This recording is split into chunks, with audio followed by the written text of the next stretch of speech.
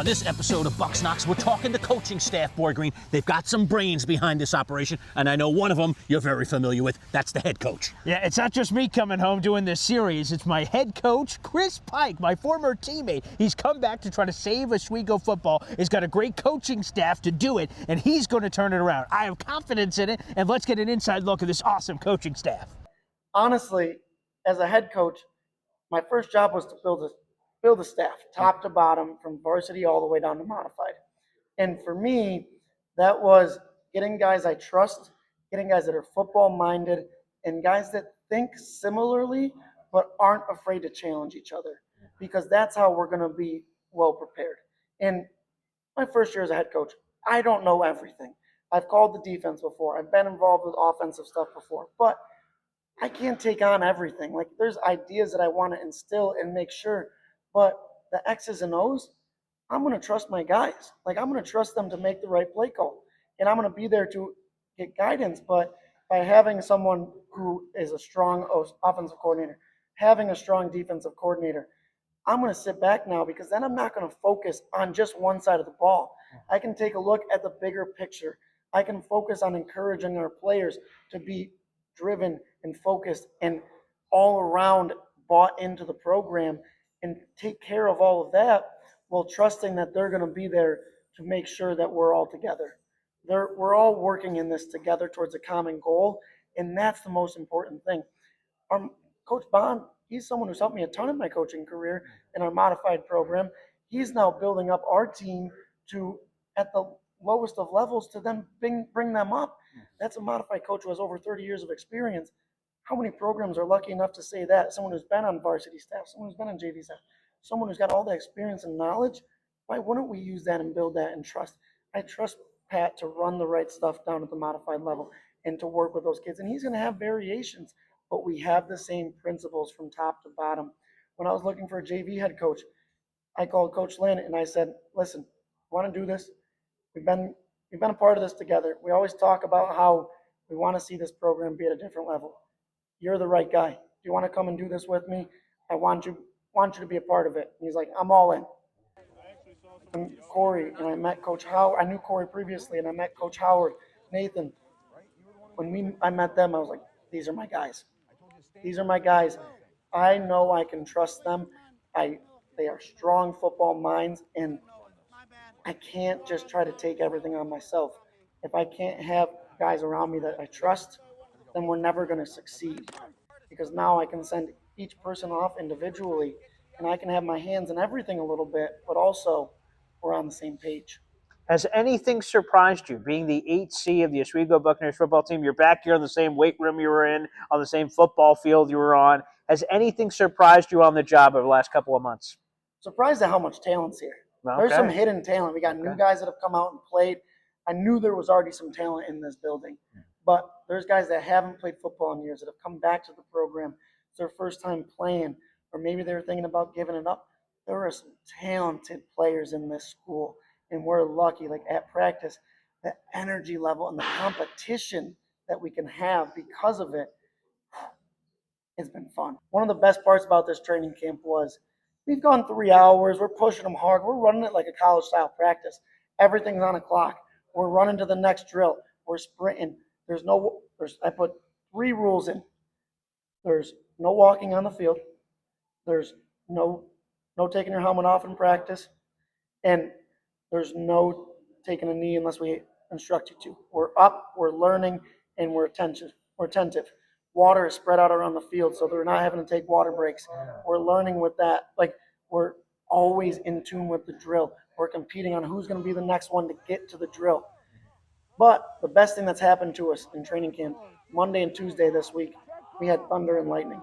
Last 30, 45 minutes of practice, so we had to come inside. We're like, do we go in the gym and walk through? How do we handle this? We decided we're going to get a lift. We're going to chalk talk. The energy in this weight room, I haven't seen at college levels. Wow. There was groups, we were screaming, we were yelling, we had JV and varsity guys lifting together, spotting, supporting, lifting each other up. I sat back. Actually, I think I stood on something or was lifting up a speaker because I was so excited, and I get into it. The strength coach in me comes out. I was a strength coach at one time. But I looked at our coaches. I said, "This group's coming together. We're becoming we're becoming more than a team. We're like." And then in the locker room the next day, you could feel it. Guys were sitting there talking to each other. They were bonding. They were laughing. But then when we get out, it's all business. We want to have fun, but we're all business at the same time. And I think it was the best thing for this group. Like we got that competitive nature and that energy in the weight room, which is huge. Where does this? I can feel it. The energy is palpable. We're only sitting at like an inch away from each other. Listen, I gotta be close to my old team. That's true, 100%. Hey, that's all good with me here. But where does that enthusiasm come from? Because it's there's an energy here. We've talked to players, we've talked to coaches, and again, they've also repeated that same sort of thing, that you sort of have this positive, upbeat energy about you. Yeah, I mean, I have a love for football, and I want to instill that in everyone. And I challenge my coaching staff every day. I said, we have to, if our players are flat, we have to be the energy that pushes them. If our players have that energy, keep it going. Positivity, drive. We're not afraid to be hard on a kid. We're not be a push a kid, but at the same time, we're going to pull the kid aside after and be like, hey, here's why. Here's this. We're explaining everything. So if we are hard on a kid, we're going to pull them aside and say, here's why I'm pushing you. I know you interviewed a couple of the kids you interviewed, our leadership team. I'm the hardest on those kids because I expect so much out of those kids. But also, I'm going to pull them aside and say, this team looks up to you. You were voted on by your team as a leader. And then by doing that, that means you're expected to be even above and beyond. So I'm putting that challenge out to every coach, every player. And then that's just me. I'm just an upbeat, energetic guy. Yeah. I'm working my day job still, but then I'm coming here and I'm finding that energy to just go out. And I just want this to be where we can get it to be and strive for our kids to grow and to find that passion that I have for football too, that's been instilled in me forever. And you just mentioned so. I didn't even mention this to your offensive coordinator, who we're just having a conversation with, but I noticed this on the field. I was able to get, and by the way, thanks for the access of being able to get as close as possible so I could hear some of these conversations. And you guys were doing a tackling drill, working on tackling, and then a player did it incorrectly. And your offensive coordinator came over to the player and said, hey, man, you got to roll on the left shoulder, roll on the left shoulder. And then the player was like, okay, sure. And he was about to go in line. And then your offensive coordinator turned to the player and said, do you know why? And then they had the conversation, and he broke it down. I just sat there. I'm 6 feet away. I'm like, oh, wow. And he walked through the why of the drill. Not just, hey, I told you to run it, roll on your left, roll on your left. I'm the coach. You do what I say. He explained the practicality, the why behind it, how it works on the football field, and why that's the better technique to do it. I just got like an example, a slice of that when I was on the field out there. Yeah, so one of our core pillars or core principles of this program is know your why. That was the number one rule I gave our coaches. Make sure we have a why to every drill we're doing, every play we're running. If we're running it with this technique, we can explain why. If we're doing it this way, we can explain why. Because if you know why, you will know what the purpose is, you will know what we're trying to accomplish, and you will know how to succeed in what we're doing. So if we're running a drill and a form-fitting drill or a technique drill, we did some form tackling out there. If you understand why we're form tackling, then you can take those principles, take those techniques, and go live with it. You can then move forward, and now we're going to be better tacklers, and we're doing it safely. So but if we know why we want to tackle this way, well, it's really because we don't want to get injured, and we don't want to roll through a player, and we want to be able to secure tackle in a one-on-one space and open field when we may not be as big as the other kid, we may not be as strong as the other kid, but we can use our technique. We can do so safely. We're going to stay healthier, and we're going to get the kid down to the ground. What else can we ask for? Now our kids know exactly the reason that we're asking them to do it. And that's one of the core principles of this program is the why is everything. Yeah, well, we have a few more questions here with head coach Chris Pike, again, the Oswego High School Buccaneers football team. I'm Paul Eston Jr., Boy Green here for the Man Shot Show with Boy Green digital YouTube channel. And you're not afraid to get out there. We were in the middle of the practice. All of a sudden, you didn't like how you were trying to instruct the player on how to do it. You went, all right, I'm going to go under center. Here's how you do it. Here's how you run the play through. The whistle, getting in there. There's a lot of energy, which we talked about with the enthusiasm, but not afraid to show a player if they're not understanding it by word. That all right, I'll just get out there and show it, and slapping the pants on it. A lot of kids have different learning styles. Some kids learn well in chalk talk. Some kids learn well just talking through it or reading it. Some kids need to see it. We can walk them through. We can talk to them all day. They need to see it live. They need to see what a good rep looks like. And as a coach for myself, if our coaches can't show a drill, and we'll have different skill sets, But if we can't show how the technique should be run, then how are we going to teach that? Like, we have to be able to demonstrate what we're asking them to do. And sometimes, I mean, I still got that itch. Like, I wish I could, I tell the kids all the time, I wish I had that, could go strap it up for one more on a Friday night, run down the field on a kickoff, or get under center again. Like, you never lose that. It's always in you. But if we're not getting it and we're not clicking after a couple times, well, we're not going to waste time. We need to learn how to do it. So now we're going to show them. Yeah. All right, we tried to talk through it. We talked it. We got on the board. We showed you. Now we're actually going to do it. So let's go through a live rep. Here's how it should look like. And then they may pick up on it that way.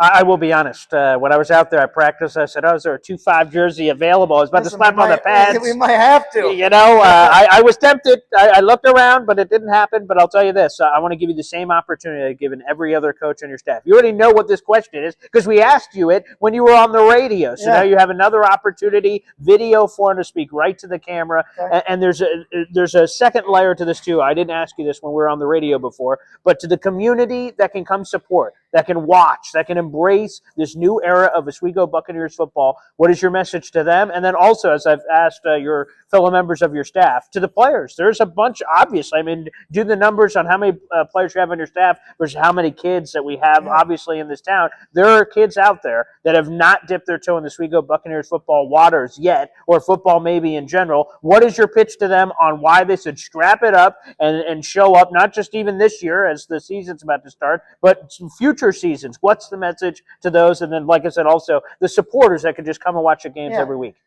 First, I mean, it's a new era of Oswego football. There's a new energy about us. We're going to have a new look, a new passion, a new drive to turn this thing around and truly right the ship of this program. And for players, people that are interested in playing or considering it, come out and be a part. We're a high energetic team, high passion team. We're physical. We have fun, but we're also a family. We're learning and building and growing together. And we don't care if you have played football in the past, have never played football before, don't know a single thing. We're going to teach you.